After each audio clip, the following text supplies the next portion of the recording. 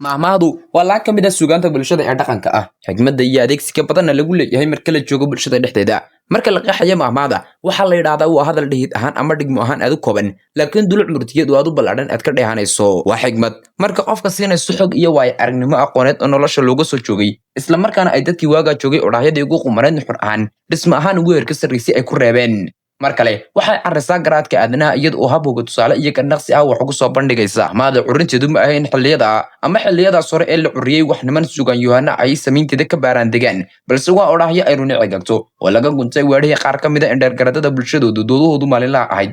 malaha qoraaga boga nafbiriftire ee cabdilaahina waaba sababta ay mahmahda dulucdeedu xaqiiqda jirta ugu salaysan tahay. Marka la joogo sugaanta, waa allaan ka mid ah laamaha cilmiga afka la xidhiidha, waxa ay ka mid tahay aqoonta aadamuhu barto ee shahaadooyinka lagu qaato dhammaan luuqadaha oo dhan.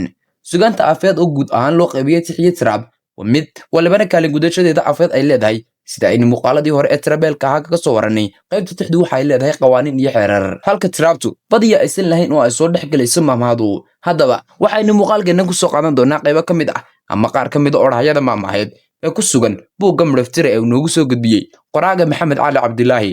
dhegaysigu wacan saaxiibayaal, inta aynu ku guda jirno safarkii nin mahmaheed ayaan idinku soo gudbinayo muuqaalkan.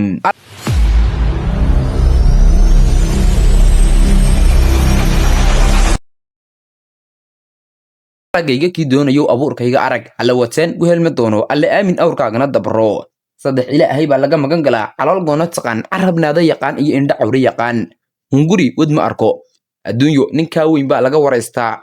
adduunyo orod laguma gaadho, dhagihii alla waaniya waansan. saddex ilaahay baa kugu naca, salaad la'aan, soon la'aan iyo siko la'aan. cilmigu waa caqli la ururshay, aqooni arag kama horayso. cilmi caqli baa lala kaashadaa, reer miyi maamaha ayay wax iskugu sheegaan, reer magaalna kaftan.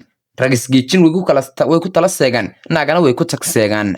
dad nin u teliyey iyo nin joogay uunbaa yaqaan, qadsanaan reer waa lagu galaa, yaqaan wana laguma galo. walle reer aan ogahay ma guuro, ceebtaada kow og tahay kun looma sheego, aadami eed lagama waayo. saddex baa dad ugu liito, oday aan taariikh aqoon, inan aan tacab aqoon iyo islaan aad tusmasheelasho aqoon. saddex weeyi ragu, orod maal, afmaal iyo ayaan maal. saddex buu rag isdheer yahay, caqli, cilmi iyo cibaado. nin wuxuu yidhi diida, wuxuu dhalayna waa diidaa.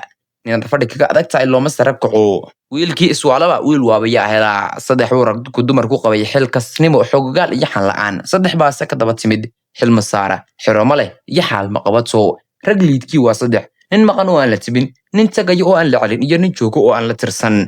naag iyo dhari yaryaraysi ma leh, fool iyo lilmo kala fog. waxaa umusha u danaa, ulmahana u danaa. laba weeyi dumarku, habeenkiina waa udug, dharaartiina waa arag. kasnaage oo kadaloob rag kaga dambeeyey, kaad ogeydba ma aha. gabadhii hooyadeed hadhuudh ka tuntaa, iyadna kala aadintay taqaanaa. faras hadiye foolkiisa, inta ay magacu kaa bi'i lahaa maal ha kaa bo'o. haddii mafac lagu siiyo murdiye lama noqdo, farsamo xume faruhu iskooyaa. nin ciil qaba lagama adkaan, naag nin u roon raacday. dabcaan looma dhexo, afxumo waa astaan dagaal, ayax tag eelna reeb. ergo waa nabadkeen ama waa nabsikeen, milil guudkii lama dhayo. laba tallaabo dhexdood bay talar ka dhalataa, reer nabada looma talin waayo. af lagu baryo tegay lalama xishoon, lax iyo laxaw meel ma wada galaan. haani gumbay ka tolantaa, halkaa luntay haan goofana waa laga dayaa. laba cunoo laba iska celiyaa. dabcan buugani waa badweyn aan laga goyoon karin, waxaa ku jira in ka badan 1600 oo mahmahood, kuwaas oo malabka ka macaan. mahmahduna asal ahaan maskaxda iyo hadalkaba way macaysaa. sidaas awgeed waxa aan jeclaan lahaa inaad nala akhridaan idamka alle. intaas ayaynu kusoo goobaynaa muuqaalkii gaabnaa aynu kaga hadlaynay qaybo ka mid a buugga midhaftire, aynaynu kusoo qaadanaynin mahmahyaada maca ah ee ku jira buuggaas. muddo dheer ayaynu ka maqnay channelkan, waana waqtigii ugu dheeraa aynu maqnaano, iskamana aynaan maqnin eena waan idiin maqnaa. sanadka soo foolka leh idamka alle waxaanu soo gelin doonaa muuqaale aad u xiiso badan, faa'iido loo aadin badan u riyaaqdaan.